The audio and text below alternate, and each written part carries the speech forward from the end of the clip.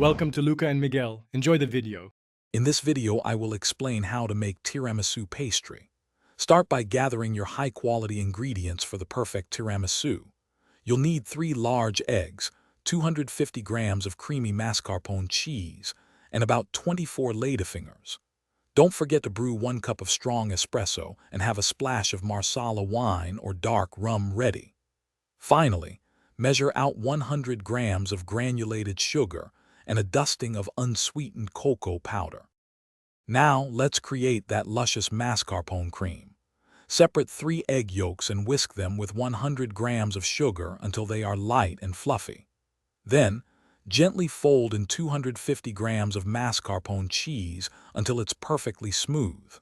In a separate bowl, whip the 3 egg whites to stiff peaks and carefully fold them into your mascarpone mixture for an airy texture. It's time to assemble our masterpiece. Quickly dip each ladyfinger into your cooled espresso and marsala mixture, ensuring they don't get soggy. Arrange about 12 dipped ladyfingers in a single layer in your 8 by 8 inch serving dish. Spread half of the creamy mascarpone mixture evenly over them. Repeat this process with the remaining ladyfingers and cream, finishing with a smooth top layer. The final, crucial step is chilling.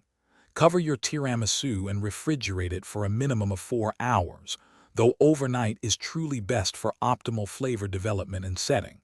This allows all those wonderful tastes to meld together beautifully. Just before you're ready to serve, generously dust the top with a fine layer of unsweetened cocoa powder for that classic finish. Enjoy your homemade tiramisu.